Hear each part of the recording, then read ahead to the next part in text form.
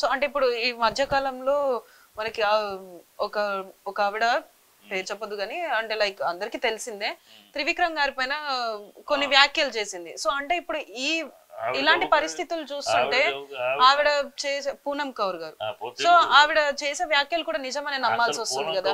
లెక్క పెట్టుకోకూడదు. పూనం కౌర్ ఎప్పుడో నిద్ర లెగుస్తుంది, నిద్ర లెగిసినప్పుడు ఒకటి ట్వీట్ చేస్తుంది, మళ్ళీ పడుకుంటుంది, 6 నెలల తర్వాత మళ్ళీ లెగుస్తుంది. ఏదైనా ఉంటే సాక్ష్యాలు పెట్టమని ఎప్పటి నుంచో అడుగుతున్నారు. నువ్వు సాక్ష్యాలు చెప్పు, కంప్లైంట్ రిటర్న్ కంప్లైంట్ ఇవ్వు. అది ఇవ్వదు, రిటర్న్ కంప్లైంట్ ఇవ్వదు. ఇంతవరకు మా అసోసియేషన్ కానీ పోలీసు దగ్గర కానీ రిటర్న్ కంప్లైంట్ ఇంతవరకు లేదు.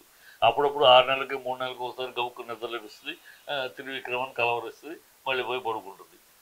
ఈ అమ్మాయిని ఏదో సీరియస్ అయితే ఎప్పుడు జరిగింది, ఏం జరిగింది కంప్లైంట్ అందుట్లో ఎప్పుడు అసలు ఇవాళ ఓపెన్గా అడుగుతున్నారు కంప్లైంట్. అంతకుముందు ఏంటి 2017లో 2018లో ఒక బాక్స్ పెట్టారు ఫిల్మ్ ఛాంబర్లో, ఇలా ఏదైనా జరిగితే మీ పేర్లు కూడా బయటికి రావు, మేము చేస్తాం, మీరు కంప్లైంట్ సీల్డ్ కవర్ కంప్లైంట్ వేసేయండి లోపల, మేము చూసుకుంటాము, ఎవ్వరు పేర్లు కూడా బయటికి రావు అని పెట్టాం. ఇంతవరకు 18 నుంచి ఇంతవరకు వేయలేదు అమ్మాయి కంప్లైంట్. సరే కంప్లైంట్ రిటర్న్ కంప్లైంట్ ఇవ్వమంటే ఓపెన్గా అడిగితే కూడా ఇంతవరకు ఇవ్వలేదు. ఇవ్వకుండా ఉన్న 3 నెలలకు ఒకసారి 4 ఒకసారి ఏదో కమ్ముకొని మెరుకొచ్చి గుర్తొచ్చినట్టు మాట్లాడుతూ ఉంటుంది. అమ్మాయి లెక్క పెట్టుకుని మనం బేస్ చేసుకుని మాట్లాడకూడదు అనుకుంటారు. అనుకుంటారు దీన్ని బట్టి దాన్ని ఒకదానికి ఒకటి లింక్ పెట్టి మాట్లాడచ్చు, కానీ అది వాస్తవాలు కావు. ఈ కమిట్మెంట్ కోసమే హీరోయిన్ అనేది పిచ్చి మాట. ఎక్కడో ఒకటి అలా జరగచ్చు, ఎక్కడ జరిగింది ఎక్కడో ఒకటి జరగచ్చు, కానీ అది ప్రాథమికంగా ప్రామాణికము కాదు. సో అంటే మరి ఓన్లీ పర్టికులర్ గా త్రివిక్రమ్ నే ఆమె టార్గెట్ చేయడానికి రీజన్ ఏంటి? త్రివిక్రమ్ సినిమాలో క్యారెక్టర్ దొరకకుండదు, క్యారెక్టర్ ఇస్తానంటే ఇప్పుడు ప్రతి వాళ్ళు కెమెరా ముందు నుంచి అద్దం ముందు నుంచి వాళ్ళు ఐశ్వర్యరాయ్ కన్నా అందం అనుకుంటారు, ఎవరి కాళ్ళు వాళ్ళు అందం అనుకుంటారు, కానీ కెమెరా చెప్పాలిగా. నువ్వు అలాగూ త్రివిక్రమ్ కెమెరా ఈ అమ్మాయి సూట్ అవుతుందని చెప్పి ఉండొచ్చు, అందుకని ఎస్ అనుకున్న వేషం క్యాన్సిల్ చేసి ఉండొచ్చు, అందుకని అమ్మాయి కోపం ఉండొచ్చు.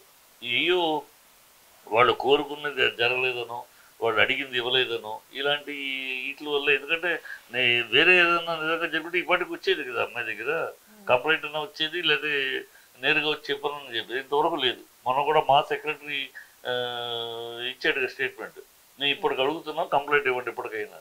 కంప్లైంట్ ఇవ్వకుండా ఈ గాలి మాటలు ఎందుకు ఉన్నాయి?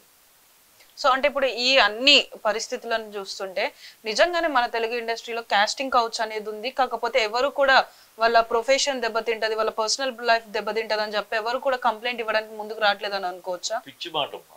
కంప్లైంట్ ఇస్తే బాక్స్ ఉందమ్మా, అక్కడ బాక్స్ ఉన్నాయి. ఇవన్నీ ఏంటంటే ఏదో వాళ్ళు కోరుకున్నది కాకపోతే మీ టూ అని అంటాం తప్పితే, నిజంగా అయితే కంప్లైంట్ ఇవ్వండి.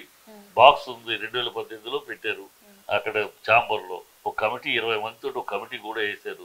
మీరు బాక్స్లో కవర్ సీల్డ్ కవర్ మీ పేరు లోపల బయట కూడా చెప్పారు, ఓన్లీ సీల్డ్ కవర్ ఇవ్వండి, దాన్ని మీ పేరు కూడా బయటికి రాకుండా నిదానాలు తెరిచి ఎవరికి తప్పు అయితే శిక్షిస్తామని చెప్పాము. ఆయనకి ఇంతవరకు రాకుండా కంప్లైంట్ దాంట్లో వేయకుండా ఏదేదో పిచ్చివాగులు వాగితే ఎట్లా? నీకేదో కొన్నాళ్ళు ట్రావెల్ చేస్తావు, కొన్నాళ్ళు ట్రావెల్ చేసినా నువ్వు అనుకున్నది జరగలేదు, దాంతో నెక్స్ట్ ఇలాగ కాస్టింగ్కి వచ్చాడు జానీ మాస్టర్ తోటి అమ్మాయి తిరిగింది, ఆయన అటెండ్ చేసింది, ఆయన హీరోగా తన హీరోయిన్గా సినిమా ముహూర్తం కూడా జరిగింది. ఎంత చేసి ట్రావెల్ చేసి 1 ఇయర్గా దూరంగా ఉంది. ఇప్పుడు సడన్గా నన్ను రేప్ చేసేది అంటుంది. ఇలాగేదో మీరు కోరుకునే కాదు, ఇల్లు కావాలంది, ఇల్లు కొనివ్వలేదు ఈయన, ఈ రకరకాలు చెప్తున్నారు. ఇల్లు అడిగింది, లేదా ఇది పెళ్ళైనా చేసుకోమంది, 5 కోట్లు పెట్టి ఇల్లున కొనివ్వు, లేకపోతే పెళ్ళైనా చేసుకోమని ఏదో అడిగిందని, అది ఈయన ఒప్పుకోలేదని ఏ నిజాలు ఏ అబద్ధాలు చెప్తారు. అసలు విషయం అయితే ట్రావెల్ చేసింది, నేను రేప్ చేసిన వాడితో నువ్వు ఎలా ప్రయాణం చేసే 8 సంవత్సరాలు ప్రయాణం చేసింది, ఏదో ఆశించింది, దక్కలేదు, ఇమీడియట్గా నన్ను రేప్ చేశాడు. అది కూడా ఫాల్స్. 17లోనే D2 జోడీలో యాక్ట్ చేసావు అంటే అప్పుడు 2017లో D జోడీలో యాక్ట్ చేస్తే అప్పుడు నీ వయసు 18 ఏళ్ళు. ఎందుకంటే D జోడీలో చేయాలంటే మినిమం 18 ఏళ్ళు ఉండాలి, అది రూల్. అప్పుడు చేసామంటే 18 ఏళ్ళు ఉన్నప్పుడు. మళ్ళీ 2019లో రేప్ చేసాడు, నేను మైనర్ అంటది. ఇవన్నీ ఇలాగ ఉంటాయి. అంటే వాళ్ళు ఏదో కోరుకుంటారు, అది జరగకపోతే ఇలాగో ఈజీ, నన్ను రేప్ చేశాడు ఈజీ మాట.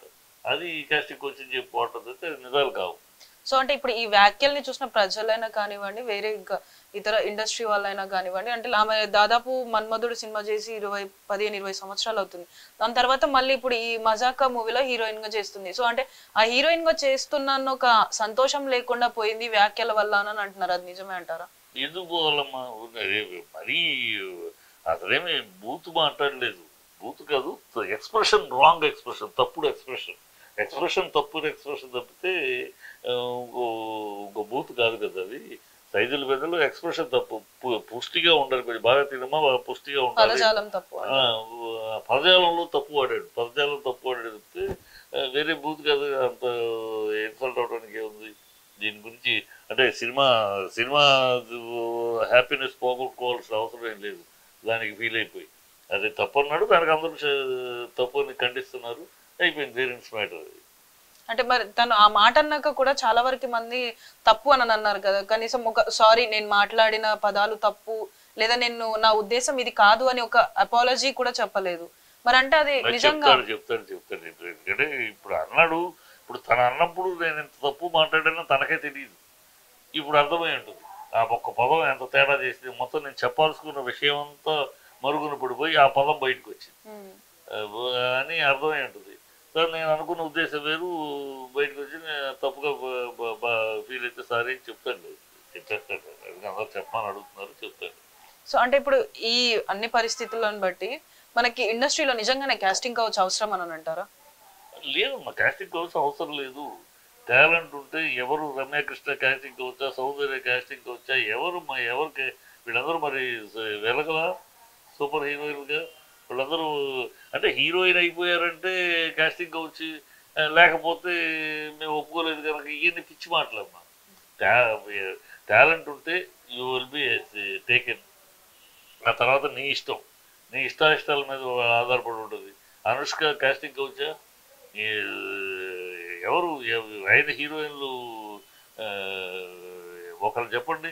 ఇలా అమ్మాయి 5 హీరోయిన్లు పరువు తీయటం తప్పితే, వాళ్ళని అవమానపరిచి మాట్లాడటం తప్పితే, ఏదో హీరోయిన్ అయిందంటే కాస్టింగ్ కౌచ్ అని పిచ్చి మాటలు తప్పితే, అంటే 5 హీరోయిన్లందరూ పక్క 10 మంది దగ్గర పడుకుని హీరోయిన్లు అయ్యారు. దరిద్రం మాటలు కదా, వాళ్ళని అవమానపరచడం కాదు, ఈ తప్పుడు మాటలు, తప్పుడు కోతలు. హీరోయిన్ అంటే కాస్టింగ్ కౌచ్ కాదు, హీరోయిన్ అంటే టాలెంటు. ఎవరు ఒక హీరోయిన్ చెప్పమని నాకు, హీరోయిన్ ఇదిగో 10 మంది దగ్గర వెళ్ళడం వల్ల హీరోయిన్ అని చెప్పమని. వాళ్ళు నాన్న కష్టాలు పడి వాడు ఫిజికల్ కాపాడుకుంటూ ఏం చేసుకుంటూ నాన్న కష్టపడి అవకాశం దొరికితే అవకాశాల్లో ప్రూవ్ చేసుకుని, ఆ క్యారెక్టర్లో ప్రూవ్ చేసుకుని సక్సెస్ అవ్వాలని కోరుకుంటారు. తర్వాత బెడ్లో పడుకుని సక్సెస్ అవ్వాలని ఎవరు కోరుకోరు. ఎక్కడో చిన్న సైజు కింద రేంజ్లో ఎక్కడో జరుగుతూ ఉంటుంది. దాన్ని పట్టుకుని ఈ ఓడిపోయిన వాళ్ళు వెతుక్కునే దారులమ్మ. వాళ్ళ కెరియర్లో సక్సెస్ కాలేక, అవకాశాలు సద్వినియోగపరచుకోలేక, అవకాశాలు వస్తే సరిగ్గా దాని మీద సక్సెస్ అవ్వలేక ఆ ఓటమికి మార్గాలు వెతుక్కుంటాం అంతే తప్పితే కాస్టింగ్ కౌచ్ వల్లే హీరోయిన్ అనేది పిచ్చి మాట. సో చూస్తున్నారు కదా, సో అంటే ఏదైతే ఆయన వాడిన పదజాలం తప్ప అతనికి ఉన్న ఉద్దేశం అది కాదు. సో అదేదో నోటి దురుసు వల్ల అలా వచ్చిన పదజాలమే తప్ప అతను అసభ్యంగా మాట్లాడాలని ఏదైతే మాట్లాడలేదు. అదే విధంగా ఈ త్వరలోనే అతను మాట్లాడిన ఉద్దేశం ఏంటన్నది తను గ్రహించిన తర్వాత హీరోయిన్ ఎవరైతే ఉన్నారో వారికి సారీ చెప్తారు. ముఖ్య ఉద్దేశం వేరైపోయింది, ఆయన మాట్లాడిన పదాల వల్ల దాని ఉద్దేశం మారిపోయిందే తప్ప ఎలాంటి తప్పుడు ఉద్దేశం లేదు అని చెప్పేసి చెప్తున్నారు. For more videos like this, subscribe Big TV channel.